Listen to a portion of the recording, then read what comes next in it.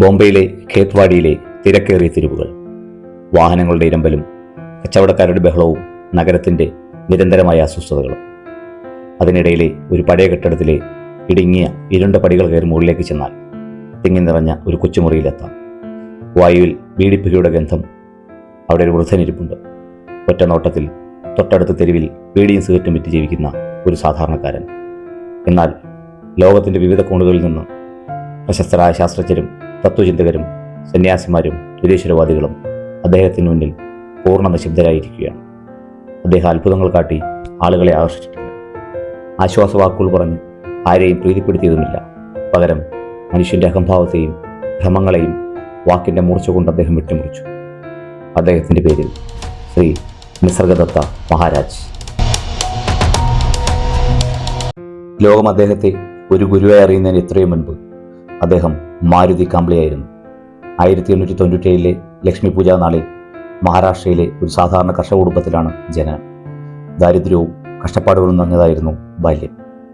യൗവനത്തിൽ കുടുംബത്തെ നോക്കാൻ ഉപജീവന മാർഗം തേടി മാരുതി ബോംബെയിലേക്ക് വണ്ടി കയറി.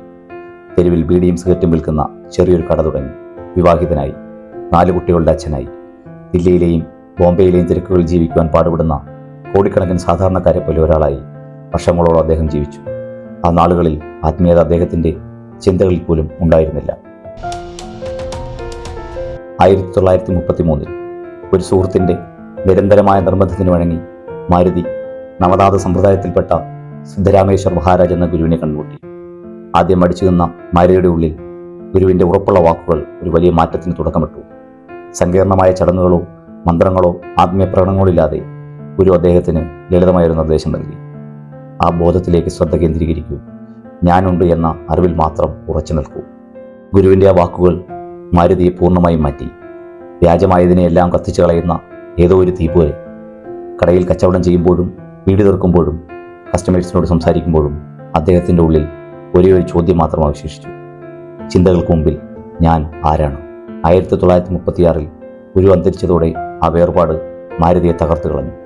അധികം വൈകാതെ അദ്ദേഹം സാധാരണ ജീവിതം പൂർണ്ണമായി ഉപേക്ഷിച്ച്, കുടുംബവും ബിസിനസ്സും സ്വന്തം പേര് പോലും പിന്നിൽ ഉപേക്ഷിച്ച് അദ്ദേഹം ഇന്ത്യയിലുടനീളം ഒരു ഭിക്ഷുവിനെ പോലെ അലഞ്ഞു തിരിഞ്ഞു.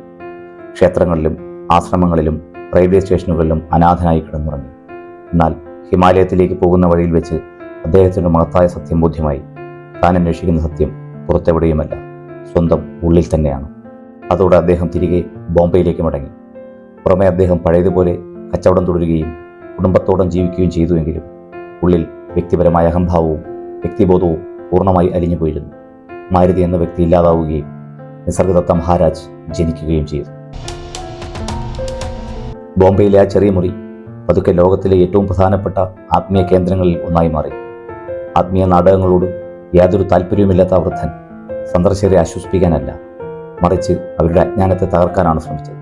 ബുദ്ധിപരമായ തത്വചിന്തകളുമായി വരുന്നവരുടെ അഹംഭാവത്തെ അദ്ദേഹം യാതൊരു ദാക്ഷിണ്യവുമില്ലാതെ വെട്ടിമാറ്റി. വീണ്ടും വീണ്ടും അദ്ദേഹം ഒരേ ഒരു സത്യം ആവർത്തിച്ചു: നിങ്ങൾ ഈ ശരീരമല്ല, നിങ്ങൾ ഈ മനസ്സുമല്ല. ജ്ഞാനോദയം തേടാൻ ഞാൻ എന്തു ചെയ്യണം എന്ന് ചോദിച്ചവരോട് നിസർഗദത്ത പറഞ്ഞു: നിങ്ങൾ ഇതിനകം തന്നെ അത് തന്നെയാണ്. ഭാവിയിലോ വർഷങ്ങളുടെ പരിശീലനത്തിന് ശേഷമോ അല്ല, ഈ നിമിഷം തന്നെ. അദ്ദേഹത്തെ സംബന്ധിച്ചിടത്തോളം ജ്ഞാനോദയം എന്നാൽ പ്രത്യേകതകൾ നേടലല്ല, മറിച്ച് പ്രത്യേകതകൾ നേടാൻ ശ്രമിക്കുന്ന വ്യക്തി എന്ന ഭ്രമം പൂർണ്ണമായി ഇല്ലാതാവുകയാണ്.